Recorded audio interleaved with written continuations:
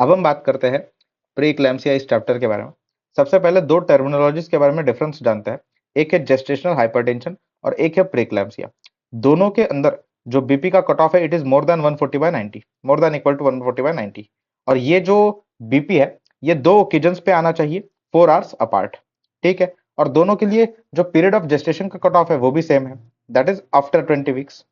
मतलब दोनों के अंदर मोर देन 140/90 का बीपी का कट ऑफ है और पीरियड ऑफ जेस्टेशन का भी कट ऑफ कितना है, मोर देन 20 वीक्स। ठीक है, तो दोनों के अंदर डिफरेंस क्या है?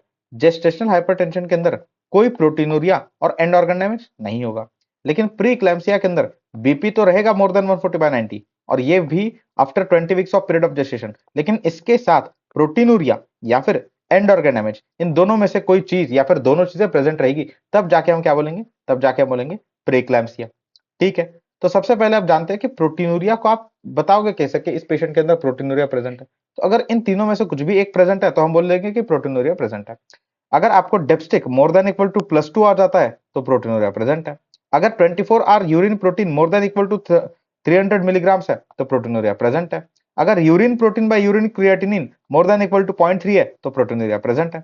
इन तीनों में से अगर कोई भी एक चीज प्रेजेंट है तो हम बोलेंगे कि प्रोटीनूरिया प्रेजेंट है उस फीमेल के अंदर। या फिर अगर हमको डायग्नोस करना है एंड ऑर्गन डैमेज, तो एंड ऑर्गन डैमेज के लिए ये और ये सारी चीजें आप में मतलब इनमें से कोई भी एक चीज अगर प्रेजेंट होगी तो हम बोलेंगे कि एंड ऑर्गन डैमेज उस पेशेंट के अंदर प्रेजेंट है। तो क्वेश्चन में आपको इनमें से कोई भी एक चीज दिखे तो आप बोल देना कि एंड ऑर्गन डैमेज हो रहा है इस फीमेल के अंदर। जैसे कि अगर सीरम क्रिएटिनिन मोर देन 0.1 या फिर मोर देन इक्वल टू 0.12 हो तो फिर एंड ऑर्गन डैमेज प्रेजेंट है। अगर platelet count less than 1 lakh हो, liver enzymes more than twice the normal value हो, पल्मोनरी इडिमा हो, cerebral symptoms like headache and dizziness हो, या फिर न्यू ऑनसेट विजुअल सिम्टम्स हो जैसे कि diplopia, blurring of vision, scotoma and blindness. New onset visual symptoms का मतलब क्या है कि कोई प्री डिस्पोजिंग डिसीज नहीं था ये सिम्टम्स कॉज करने के लिए, ये सारी चीजें अभी प्रेगनेंसी में आने के बाद अचानक से हो रही है, न्यू ऑनसेट विजुअल सिम्टम्स ये वाले। तो अगर इनमें से कोई भी एक फीचर प्रेजेंट रहा तो हम बोलेंगे कि उस फीमेल के अंदर एंड ऑर्गन डैमेज भी हो रहा है। तो ये तो आपका डिफरेंस हो गया जेस्टेशनल हाइपरटेंशन और प्रीक्लैम्सिया के अंदर। जेस्टेशनल हाइपरटेंशन के अंदर ये सारी चीजें तो प्रेजेंट रहेगी लेकिन प्रोटीनूरिया और एंड ऑर्गन डैमेज नहीं रहेगा। और प्रीक्लैम्सिया के अंदर बीपी तो मोर देन 140/90 रहेगा ही, साथ में ये जो पीरियड ऑफ जेस्टेशन का कट ऑफ रहेगा वो मोर देन 20 वीक्स रहेगा, लेकिन इनके साथ में प्रोटीनूरिया या फिर एंड ऑर्गन डैमेज इन दोनों में से कोई एक या फिर दोनों साथ में प्रेजेंट रहेंगे, तब जाके हम क्या बोलेंगे, प्रीक्लैम्सिया बोलेंगे। अब बीपी को मेजर कैसे करना है प्रेग्नेंट फीमेल्स के अंदर, तो पोजीशन क्या होती है, सिटिंग पोजीशन के अंदर मेजर करो। दूसरा, फिफ्थ कॉर्टिकॉफ साउंड को जो है आप डीबीपी की तरह कंसिडर करो। नॉर्मली जब आप किसी भी नॉर्मल पर्सन का बीपी मेजर करते हो तो फोर्थ कॉर्टिकॉफ साउंड होता है उसको आप डीबीपी की तरह कंसिडर करते हो, लेकिन प्रेग्नेंट फीमेल्स के अंदर आपको फिफ्थ कॉर्टिकॉफ साउंड होता है उसको कंसिडर करना है डीपीपी की तरह, डायस्टोलिक ब्लड प्रेशर की तरह। अब हम बात करते हैं स्पेक्ट्रम ऑफ प्रीक्लैम्सिया। तो प्रीक्लैम्सिया के स्पेक्ट्रम के अंदर बहुत सारे डिसीजेस। अब ये स्पेक्ट्रम हमने क्यों बोला, अलग अलग टर्मिनोलॉजीज क्यों दी, सबको एक ही नाम प्रीक्लैम्सिया के अंदर क्यों नहीं कर रहे हम ट्रीट, क्योंकि हर स्पेक्ट्रम के डिसऑर्डर मतलब हर नए टर्मिनोलॉजी के लिए अलग अलग मैनेजमेंट है, इसीलिए अलग अलग टर्मिनोलॉजी दी हुई है। सही है, तो सबसे पहली टर्मिनोलॉजी है स्पेक्ट्रम की, that is pre-eclampsia with severe features. मतलब प्रीक्लैम्सिया तो है ही लेकिन कुछ सीवियर फीचर्स के साथ हो गए। तो क्या ये सीवियर फीचर्स है, ये पहला है एंड ऑर्गन डैमेज एंड और BP more than equal to 160/110 mmHg। तो मान लीजिए आपके पास कोई पेशेंट आपको दिया गया, कोई प्रेग्नेंट फीमेल दी गई, ओके, और उसका period of gestation more than 20 weeks हो चुका है और उसका BP more than equal to 160/110 mmHg दिया हुआ है, और ऑप्शंस में pre eclampsia with severe features भी प्रेजेंट है और सिर्फ प्री इक्लैम्सिया भी प्रेजेंट है, तो आप मार्क क्या करोगे, आप मार्क करोगे pre eclampsia with severe features. ठीक है, तो दूसरी टर्मिनोलॉजी क्या है, दूसरी टर्मिनोलॉजी पढ़ने से पहले हम समझते हैं कि पहले pre eclampsia with severe features के अंदर कुछ और क्राइटेरियाज को भी ऐड करते थे, लेकिन इन क्राइटेरियाज को अब हमने रिमूव कर दिया है pre eclampsia with severe features में से। कौन से थे ये criterias, IUGR, degree of proteinuria, oliguria. अब ये मैटर नहीं करता, अगर ये प्रेजेंट हो ना प्रेजेंट हो तो भी ये दो मेन क्राइटेरिया अभी बचे हुए pre eclampsia with severe features के अंदर। ठीक है, जो दूसरी टर्मिनोलॉजी है प्री इक्लैम्सिया के स्पेक्ट्रम के अंदर, दैट इज योर इम्पेंडिंग इक्लैम्सिया। अब इम्पेंडिंग इक्लैम्सिया का मतलब क्या है कि इस पेशेंट के अंदर, इस प्री इक्लैम्सिया वाले फीमेल के पेशेंट के अंदर कभी भी सीजर्स आ सकते हैं, कभी भी क्या आ सकते हैं, सीजर्स आ सकते हैं। इमिनेंट इक्लैम्सिया ये दूसरा नाम है इसका। अब आपको क्वेश्चन के अंदर ऐसी क्या चीजें दी रहेगी तो आपको पता चलेगा कि इंपेंडिंग इक्लैम्सिया इस फीमेल को, इमिनेंट इक्लैम्सिया इस फीमेल को, तो इसका ट्रीटमेंट इमिनेंट इक्लैम्सिया के हिसाब से करना होगा। ऐसी क्या चीजें दी रहेगी कि आपको ये पता चलेगा। तो इन तीन चीजों में से कोई भी एक चीज प्रेजेंट हो सकती है। क्या? पहली तो है new onset headache. New onset headache ऐसा वाला जो कि एनाल्जेसिक से इंप्रूव नहीं हो रहा और ये वर्स्ट हेडेक है आपके लाइफ का। ओके, न्यू ऑनसेट हेडेक जो कि एनाल्जेसिक से इंप्रूव नहीं हो रहा और वर्स्ट हेडेक है आपके लाइफ का। और कॉज क्या होता है इस हेडेक का? सेरेब्रल हाइपोक्सिया जो होता है, ये कॉज होता है इस हेडेक का। दूसरी चीज क्या प्रेजेंट हो सकती है? ये हो सकती है न्यू ऑनसेट विजुअल डिस्टर्बेंसेस। ये मैंने आपको पहले ही बता दिया। कौन से न्यू ऑनसेट विजुअल डिस्टर्बेंसेस? यही वाले, diplopia, blurring of vision, scotoma and blindness. इनका भी रीजन क्या होगा? इनका भी एक तो रीजन होगा हाइपोक्सिया, ऑसिपिटल लोब का हाइपोक्सिया एंड हाइपरटेंसिव रेटिनोपैथी। ये दोनों के कारण आपका न्यू ऑनसेट विजुअल डिस्टर्बेंसेस आ सकता है। और तीसरा, new onset epigastric pain, nausea या फिर वॉमिटिंग। अब new onset epigastric pain, nausea, vomiting क्यों हो रहा होगा? Due to the stretching of liver capsule. और आपको पता चलता है कि अगर इस फीमेल के अंदर लिवर कैप्सूल स्ट्रेच हो रही है तो उसका कॉज क्या है? उसका कॉज है कि इस फीमेल के अंदर स्पॉन्टेनियस सब कैप्सुलर हिमेटोमास प्रेजेंट है जो कि रिस्पॉन्सिबल है for the stretching of liver capsule which is responsible for the epigastric pain. ठीक है, तो अगर इन तीनों में से कोई भी एक चीज प्रेजेंट हो तो आप बोलोगे कि ये फीमेल इमिनेंट इक्लैम्सिया के अंदर जा रही है, मतलब इस फीमेल के अंदर कभी भी सीजर आने का चांस है। ठीक है, फिर हम बात करते हैं अगले टर्मिनोलॉजी के बारे में in the spectrum of pre-eclampsia. तो वो है आपका इक्लैम्सिया। ये वो फीमेल होती है जिसमें प्रीक्लैम्सिया तो है ही और उसने सीजर्स भी डेवलप कर लिया, मतलब preeclampsia plus seizure is your eclampsia. ठीक है ना? अब ये फीमेल जो प्रीक्लैम्सिया के साथ है ऑलरेडी, वो सीजर्स डेवलप क्यों करती है? तो उसके दो कॉजेस होते हैं, एक तो सेरेब्रल हाइपोक्सिया और दूसरा cerebral oedema. Cerebral hypoxia plus cerebral oedema is the cause of seizures in patient of preeclampsia. और ये सीजर्स किस वैरायटी के होते हैं? GTCS, that is grand mal seizures होते हैं इनका दूसरा नाम। जीटीसीएस मतलब आपको पता है जनरलाइज टोनिक क्लोनिक सीजर्स होते हैं ये। ठीक है, अगला टर्मिनोलॉजी क्या है? वो है आपका क्रॉनिक हाइपरटेंशन। अगर इन तीनों में से कोई भी एक चीज प्रेजेंट होगी तो हम बोल देंगे कि वो पेशेंट जो है वो प्री इक्लैम्सिया वाला पेशेंट नहीं है, वो क्रॉनिक हाइपरटेंशन वाला पेशेंट है। क्या? पहली चीज है high BP, that is more than 140/90, diagnosed in first 20 weeks. मैंने बताया ना कि प्री इक्लैम्सिया हो चाहे जेस्टेशनल हाइपरटेंशन हो, दोनों का जो पीरियड ऑफ जेस्टेशन का कट ऑफ था वो 20 वीक्स था, मोर देन 20 वीक्स। मतलब दोनों को डायग्नोस करने के लिए मोर देन 20 वीक्स हो जाना चाहिए पीरियड ऑफ जेस्टेशन, तभी हम जेस्टेशनल हाइपरटेंशन और प्रीक्लैम्सिया बोल सकते हैं। लेकिन अगर बीपी मोर देन 140/90 होगा, that too in first 20 weeks, तो आपका डायग्नोसिस क्या होगा? Chronic hypertension. दूसरी चीज, अगर फीमेल ऑलरेडी नोन केस है हाइपरटेंशन का प्रायर टू प्रेगनेंसी, तो डायग्नोसिस क्या होगा? Chronic hypertension. अगर बीपी जो है ये हाई ही रहता है, that too after the 12 weeks postpartum, तो डायग्नोसिस क्या होगा? Chronic hypertension. इन तीनों में से कोई भी एक चीज प्रेजेंट होगी तो हम बोलेंगे क्रॉनिक हाइपरटेंशन, ना कि प्री इक्लैम्सिया। ठीक है, फिर हम बात करते हैं अगले टर्मिनोलॉजी के बारे में, that is chronic hypertension with super imposed pre eclampsia. देखो, कोई फीमेल है जो कि नोन केस है किसका? क्रॉनिक हाइपरटेंशन का, और वो इन तीनों में से कोई भी एक चीज डेवलप करती है तो उस केस को हम बोलेंगे chronic hypertension with super imposed pre-eclampsia. ये तीन चीजों में से कौन सी चीज है? पहला, new onset proteinuria after 20 weeks of period of gestation, new onset end organ damage after 20 weeks period of gestation and uncontrolled hypertension. मतलब इस फीमेल में प्रेगनेंसी से पहले हाइपरटेंशन कंट्रोल था, जिस भी ड्रग्स पे तो वो थी, हाइपरटेंशन कंट्रोल था, लेकिन अचानक से प्रेग्नेंट होने के बाद आफ्टर 20 वीक्स या फिर प्रेग्नेंट होने के बाद अचानक से हाइपरटेंशन अब कंट्रोल नहीं रहा और आपका बीपी शूट कर रहा है, तो उसको हम बोलेंगे अनकंट्रोल्ड हाइपरटेंशन। तो अगर पेशेंट नोन केस है क्रोनिक हाइपरटेंशन का और इन तीनों में से कोई भी एक चीज वो फीमेल डेवलप करती है, तो हम उस केस को क्या बोलेंगे? Chronic hypertension with super imposed pre-eclampsia. फिर हम बात करते हैं अगली टर्मिनोलॉजी के बारे में, दैट इज हेल्प सिंड्रोम।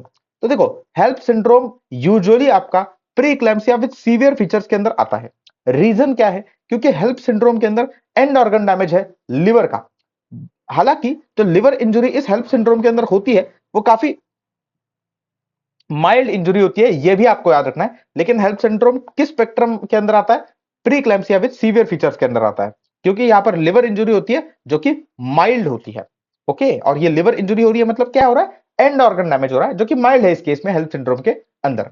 अब मुझे आप ये बताइए कि क्या हेल्प सिंड्रोम वाले पेशेंट हमेशा हाई बीपी के साथ प्रेजेंट करेंगे? तो आंसर है नहीं। सिर्फ 80% पेशेंट्स जो होते हैं हेल्प सिंड्रोम के, वो इंक्रीज बीपी के साथ आते हैं। बाकी के 15 से 20% पेशेंट्स जो है वो उनका बीपी नॉर्मल हो सकता है हेल्प सिंड्रोम के अंदर। अब डायग्नोस्टिक क्राइटेरिया क्या है हेल्प सिंड्रोम का? ये तो उसके नाम के अंदर ही है, जहां पर एच स्टैंड करता है फॉर हिमोलिसिस, EL स्टैंड करता है for elevated liver enzymes and LP stand करता है फॉर लो प्लेटलेट काउंट। ये तीनों के तीनों प्रेजेंट होने चाहिए for the diagnosis of HELLP syndrome. ऐसा नहीं कि इन तीनों में से कोई एक या फिर कोई दो, नहीं, ये तीनों के तीनों प्रेजेंट होने चाहिए, तब जाके हम हेल्प सिंड्रोम को डायग्नोस करेंगे।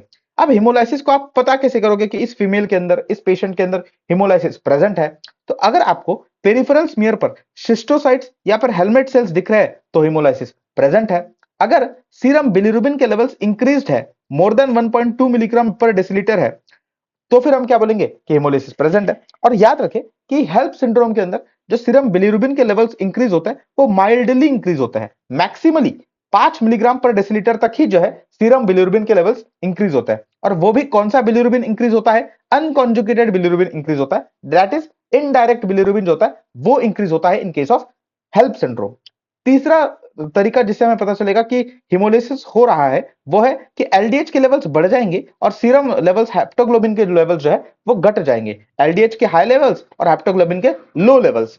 एंड अगर आपको पेशेंट के हिस्ट्री में या फिर क्वेश्चन में दिया है कि there is sudden fall in haemoglobin with no evidence of blood loss, तो ये इंडिकेट किस तरफ कर रहा है? हिमोलाइसिस की तरफ इंडिकेट कर रहा होगा। तो अगर इन चारों में से कोई भी दो चीजें दिख जाए तो हम क्या बोलेंगे? हिमोलिसिस प्रेजेंट है उस पेशेंट के अंदर। दूसरा, elevated liver enzymes. Elevated liver enzymes कितने एंजाइम्स एलिवेट होने चाहिए? More than 2 times the normal elevate होने चाहिए। और कौन से लिवर एंजाइम्स एलिवेट होने चाहिए? AST and ALT, that is basically SGOT और एसजीपीटी। इन लेवल्स को आपको चेक करना है और ये more than 2 times the normal होने चाहिए, तब जाके ये भी आपका क्राइटेरिया जो है फुलफिल हो जाएगा, that is elevated liver enzymes वाला क्राइटेरिया। कभी भी लिवर एंजाइम्स में आप एएलपी के लेवल्स को जो है नहीं देखोगे, अल्कलाइन फॉस्फेटेस के लेवल्स को नहीं देखोगे। क्यों? क्योंकि नॉर्मली भी प्रेगनेंसी के अंदर ये ऑलरेडी रेज्ड होते हैं, 5 गुना ज्यादा लेवल्स हो सकते हैं इनके प्रेगनेंसी के अंदर, क्योंकि प्लेसेंटा भी एएलपी को रिलीज करता है। और तीसरा, लो प्लेटलेट काउंट। अब प्लेटलेट काउंट का कट ऑफ क्या होता है? Less than 1 lakh. Okay, decrease होते हैं platelet count less than 1 lakh. लेकिन आप याद रखें कि यूजुअली हेल्प सिंड्रोम के अंदर चूक जरूर आपका प्लेटलेट काउंट कम है, लेस देन 1 लाख है, लेकिन जो पीटी आईएनआर होता है वो नॉर्मल होता है हेल्प सिंड्रोम के अंदर। ये एक चीज आप याद रखिए। ठीक है जी, हाँ जी, ठीक है। तो ये तो डायग्नोस्टिक क्राइटेरिया हमने समझ लिया हेल्प सिंड्रोम का। अब हम समझते हैं कि प्रेजेंटेशन कैसा रहेगा। मतलब नॉर्मली मैंने बताया 80% पेशेंट्स के अंदर हाई बीपी, इंक्रीज बीपी तो रहेगा ही रहेगा, लेकिन मोस्ट कॉमन प्रेजेंटेशन जो होता है हेल्प सिंड्रोम का वो होता है पेन। और पेन भी कहा, एपिगैस्ट्रिक रीजन के अंदर पेन या फिर राइट अपर क्वाड्रेंट के अंदर पेन। और ये फीमेल्स हेल्प सिंड्रोम के साथ आती है most commonly in the third trimester. मतलब प्रेजेंटेशन का टाइम ड्यूरेशन क्या है? Third trimester. Most common presentation क्या है? पेन, वो भी एपिगैस्ट्रिक या फिर राइट अपर क्वाड्रेंट के अंदर। और जो रिकरेंस रिस्क है आपके हेल्प सिंड्रोम की वो है 7%। पहले बहुत पूछते थे सवाल, अभी पूछते नहीं है, याद रखो आप। फिर हम बात करते हैं कि क्या डिफरेंशियल डायग्नोसिस है हेल्प सिंड्रोम के।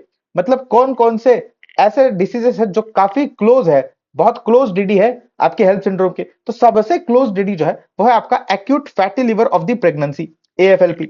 दूसरा, थोड़ा सा कम क्लोज डीडी जो है वो है आपका एक्यूट वायरल हेपेटाइटिस।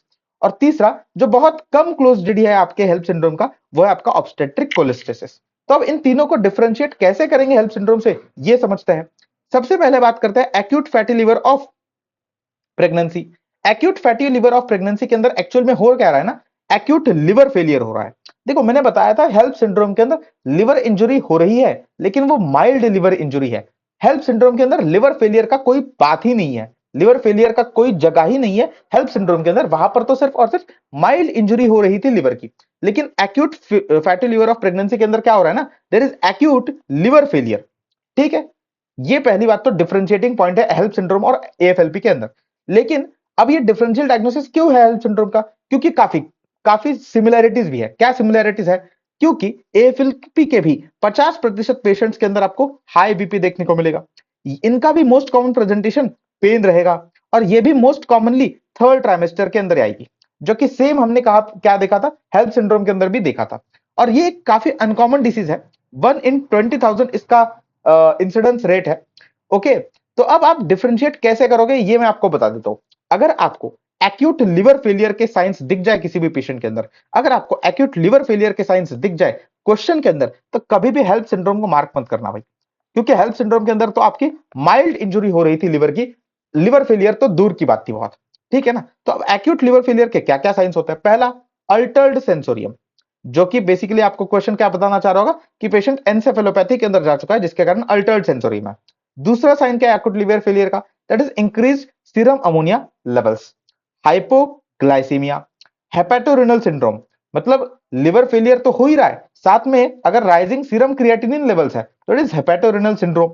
कोएगुलोपैथी, मैंने बताया था कि हेल्प सिंड्रोम के अंदर जरूर आपका platelet count less than 1 lakh हो रहा है, लेकिन आईएनआर, पीटी आईएनआर आपका नॉर्मल था। एक्यूट लिवर फेलियर के अंदर कोएगुलोपैथी होती है और आईएनआर, पीटी आईएनआर जो होता है it is not normal. And acute liver failure के अंदर आपको कुछ सेकेंडरी कॉम्प्लिकेशंस जैसे कि पैंक्रेटाइटिस दिख सकता है। ठीक है, ठीक है जी। तो ये जो एक्यूट लिवर फेलियर के साइंस है ये बिल्कुल भी आपको हेल्प सिंड्रोम के अंदर नहीं देखने को मिलेंगे। ठीक है जी। अब क्या रिस्क फैक्टर्स होते हैं आपके acute fatty liver of pregnancy के? तो पहला तो है होता है प्री इक्लैम्सिया, दूसरा है multifetal pregnancy, primi gravida and male foetus. इसको आप ऐसे याद रखो, P square M square, pre eclampsia, primi gravida, multifetal pregnancy, male foetus. अब मेल फिटस कैसे? क्योंकि मेल फिटस जो होता है it is homozygous for the enzyme deficiency of this enzyme. Okay, male foetus का एक्चुअली जेनेटिक एसोसिएशन होता है क्योंकि मेल फिटस के अंदर इस एंजाइम की डेफिशिएंसी होती है, जिसका अब मैं नाम भूल गया, फुल फॉर्म भूल गया, लेकिन इस एंजाइम की डेफिशिएंसी होती है। और मेल्स ही होते हैं जो कि इस एंजाइम डेफिशिएंसी के लिए होमोजाइगस होता है।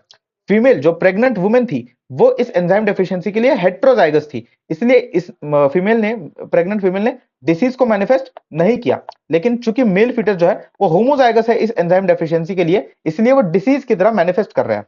क्या होता है अगर इस एंजाइम की डेफिशिएंसी हो गई?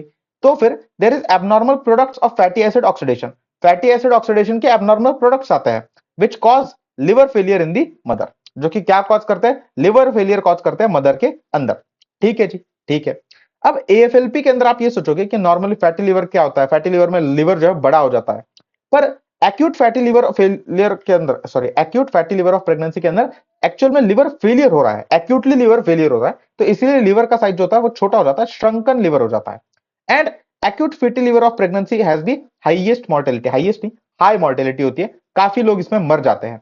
इसमें ओनली मैनेजमेंट क्या है? It is termination of pregnancy. Termination of pregnancy क्या है? एक फैंसी टर्म है डिलीवरी को बोलने के लिए। ओके, मतलब जितने जल्दी आप डिलीवर कर सको इस फीमेल को उतने जल्दी डिलीवर कर दो। Acute fatty liver of pregnancy का ट्रीटमेंट ऑफ चॉइस, मैनेजमेंट। ठीक है, ठीक है जी। अब दूसरा डिफरेंशियल डायग्नोसिस क्या था? वो था आपका एक्यूट वायरल हेपेटाइटिस। अब एक्यूट वायरल हेपेटाइटिस कभी भी किसी प्रेग्नेंट फीमेल को होगा ना, तो वो कुछ प्रोड्रोमल सिम्टम्स के साथ होगा, फॉलोड बाय लिवर इंजरी जो कि काफी सीवियर होगी। ओके, पहले क्या होंगे? प्रोड्रोमल सिम्टम्स होंगे, फॉलोड बाय लिवर इंजरी जो कि क्या होगी? काफी सीवियर होगी। प्रोड्रोमल सिम्टम्स मतलब कैसे? फीवर, लॉस ऑफ एपेटाइट, पहले ऐसे प्रोड्रोमल सिम्टम्स होंगे, साथ में लिवर इंजरी जो कि काफी सीवियर होगी, मतलब कैसे? कि सीरम बिलिरुबिन के लेवल्स होंगे वो मोर देन 10 मिलीग्राम पर डेसिलीटर हो जाएंगे। मैंने बताया था हेल्प के अंदर मैक्सिमली सीरम बिलिरुबिन के लेवल्स जो हो सकते हैं वो 5 मिलीग्राम पर डेसिलीटर तक जाएंगे, 5 मिलीग्राम पर डेसिलीटर तक जाएंगे, लेकिन यहां पर सीरम बिलिरुबिन के लेवल्स कहां तक जा रहा है? More then 10 milligram per डेसिलीटर। साथ में लिवर एंजाइम्स कितने बढ़ जाएंगे? हजारों की संख्या में पहुंच जाएंगे। हेल्प सिंड्रोम के अंदर तो लिवर एंजाइम बस 2 गुना हो रहे थे, मोर देन 2 टाइम्स हो रहे थे, यहां पर लिवर एंजाइम्स थाउजेंड्स में चली जाएंगी। ठीक है। अब मोस्ट कॉमन कॉज क्या है आपके एक्यूट वायरल हेपेटाइटिस का प्रेगनेंसी के अंदर? It is hepatitis B. High mortality किसके साथ एसोसिएटेड है? वो हेपेटाइटिस ई के साथ एसोसिएटेड है। तो ये सवाल आपको कुछ पता होनी चाहिए एक्यूट वायरल हेपेटाइटिस के बारे में। अब हम बात करते हैं तीसरे डीडी के बारे में ऑफ दी हेल्प सिंड्रोम, जो कि लीस्ट कॉमन डीडी भी है। लीस्ट कॉमन डीडी का मतलब क्या है? कि लीस्ट क्लोजेस्ट डीडी भी है आपके हेल्प सिंड्रोम का, दैट इज ऑब्स्टेट्रिक कोलेस्टेसिस। क्यों है ये लीस्ट क्लोजेस्ट डीडी? क्योंकि इसमें पेन प्रेजेंट ही नहीं होता, जो कि मोस्ट कॉमन प्रेजेंटिंग फीचर था आपके हेल्प सिंड्रोम का, एपिगैस्ट्रिक पेन। तो ये पेन तो होता ही नहीं है, इनका मोस्ट कॉमन प्रेजेंटेशन होता है प्रूराइटिस। ओके, क्या होता है? प्रूराइटिस। और ये प्रूराइटिस इनिशियली कहां पर होता है? पाम्स और सोल्स के अंदर होता है इनिशियली, और इवेंचुअली फिर ये ट्रंक पे भी आ जाएगा, लेकिन प्रूराइटिस इनिशियली पाम और सोल्स में रहेगा, जो कि नाइट के टाइम पे ज्यादा इंटेंस रहेगा। ठीक है। हाँ जी, ठीक है। और प्रेजेंटेशन इनका भी ऑब्स्टेट्रिक कोलेस्टेसिस में भी प्रेजेंटेशन थर्ड ट्राइमेस्टर के टाइम पे ही होगा। ये भी आप याद रखें कि इनिशियली ऑब्स्टेट्रिक कोलेस्टेसिस में इनिशियली अगर आप लैब इवैल्यूएशन करते हो तो ये नॉर्मल आ सकता है। लैब इवैल्यूएशन अगर आप करोगे इनिशियली तो इनके लेवल्स जो है नॉर्मल आ सकती है, लेकिन जैसे डिसीज प्रोग्रेस करेगा तब अगर आप एलएफटी करते हो, लिवर फंक्शन टेस्ट करते हो, तो सीरम बिलिरुबिन के लेवल जो है माइल्डली इंक्रीज हो जाएंगे। जितने हेल्थ सिंड्रोम के अंदर बढ़ते हैं that is up to 5 milligram per decilitre उतने ही बढ़ेंगे। पर डिफरेंस क्या है इसके सीरम बिलिरुबिन में और हेल्प सिंड्रोम के बिलिरुबिन में?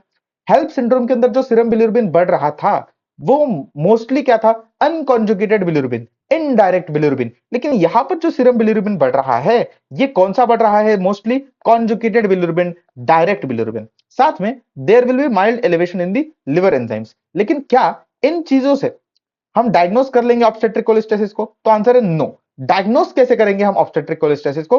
तो diagnosis is done by the increase levels of serum bile acid. और कितने इंक्रीज लेवल्स? कट ऑफ क्या है? वो है more than equal to 40 millimoles. More than equal to 40 millimoles. तो इससे हम डायग्नोसिस कर देंगे आपके ऑब्स्टेट्रिक कोलेस्टेसिस का। अब क्या रिस्क फैक्टर होते हैं ऑब्स्टेट्रिक कोलेस्टेसिस के? तो पहला होता है मल्टीफिटल प्रेगनेंसी। मोर देन एक बच्चे हो अगर प्रेगनेंसी के अंदर तो ये पहला कॉज होता है, रिस्क फैक्टर होता है। प्री एग्जिस्टिंग लिवर डिसीज, मतलब प्रेगनेंसी से पहले भी कोई लिवर डिसीज था। History of cholestasis in previous pregnancy, अगर प्रीवियस प्रेगनेंसी में ऑलरेडी हिस्ट्री होती है कोलेस्टेसिस की तो रिकरेंस रेट जो होता है नेक्स्ट प्रेगनेंसी के अंदर of obstetric cholestasis that is nearly 70%। और ये आपको याद रखना है भाई। फिर female foetus is associated with the obstetric cholestasis. क्यों? Due to oestrogen. एस्ट्रोजन जो है ये हार्मोन लिंक्ड है टू ऑब्स्टेट्रिक कोलेस्टेसिस। और ये आपका सवाल आने का पूरा चांस है भाई, which hormone is linked to obstetric cholestasis? Oestrogen, female foetus के कारण। ठीक है। Male fetus was associated with AFLP, female fetus is associated with obstetric cholestasis and genetic predisposition। ये काफी अगर एग्जाम डिटेल में जाएगी तो ये सवाल पूछा जाएगा कि जेनेटिक प्रीडिस्पोजिशन, अगर ABCB4 जीन, ABCB11 जीन, अगर इन जीन्स के अंदर म्यूटेशन होता है तो फिर ऑब्स्टेट्रिक कोलेस्टेसिस आपको देखने को मिलेगा, क्योंकि ये दोनों जीन्स जो होते हैं रिस्पॉन्सिबल होते हैं for the excretion of the bile acids. अगर इनमें म्यूटेशन हो जाएगा तो फिर बाइल एसिड्स का एक्सक्रीशन नहीं हो पाएगा, इसके कारण आपको पता है कि बेसिकली क्या हो जाएगा? ऑब्स्टेट्रिक कोलेस्टेसिस हो जाएगा। अब जब भी फीमेल के अंदर, प्रेग्नेंट फीमेल के अंदर ऑब्स्टेट्रिक कोलेस्टेसिस होता है ना, तो प्रेग्नेंट फीमेल को ज्यादा कुछ प्रॉब्लम है नहीं। प्रेग्नेंट फीमेल को तो बस प्लूराइटिस हो रहा है, बस प्लूराइटिस हो रहा है प्रेग्नेंट फीमेल को। लेकिन वो जो बच्चा है, जो फीटस है, ये बड़ी हाई रिस्क पे है भाई। बड़ी हाई रिस्क पे क्यों है? क्योंकि फीटस के अंदर आपको काफी सारे कॉम्प्लिकेशंस देखने को मिलेंगे। जैसे कि सबसे पहला कॉम्प्लिकेशन सडन इंट्रायूटेराइन डेथ। देखो सारे कॉम्प्लिकेशंस का कॉज एक ही है, और वो कॉज क्या है? Increase serum bile acids inside the body of mother.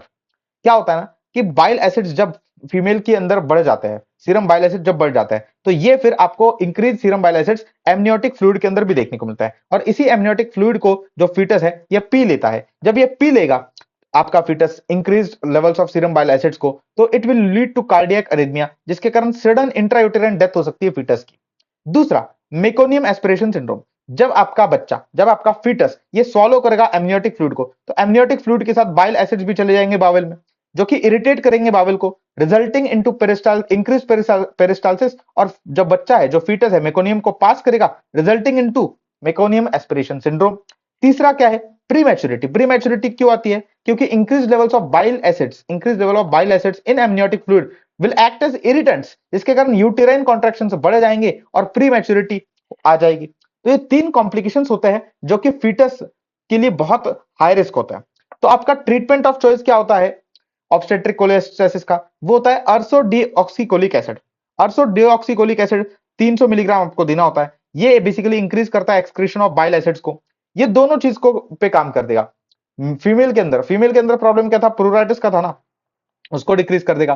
साथ में जो फीटल आउटकम है उसको भी इंप्रूव कर देगा, क्योंकि फीटल आउटकम अगर तब इंप्रूव हो जाएगा ना जब आपके बाइल एसिड्स के लेवल कम हो जाएंगे, तो एमनियोटिक फ्लूइड के अंदर भी बाइल एसिड्स के कम हो जाएंगे लेवल्स। तो जो कॉम्प्लिकेशंस आ रहे थे तीनों के तीनों, ये नहीं आएंगे। ठीक है। और टर्मिनेशन ऑफ प्रेगनेंसी कब करते हो आप in the patient of obstetric cholestasis? Around 37 to 38 week. Best answer is 37 weeks. अगर कुछ अलग दिया रहा तो 37 टू 38 वीक्स तब करना है आपको termination of pregnancy in case of obstetric cholestasis. तो अब अगले लेक्चर में हम बात करेंगे सेकंड सेट ऑफ क्वेश्चंस जो प्री-इक्लैम्सिया पे पूछे जाते हैं, दैट इज पैथोफिजियोलॉजी ऑफ प्री-इक्लैम्सिया। तब तक के लिए टाटा बाय बाय।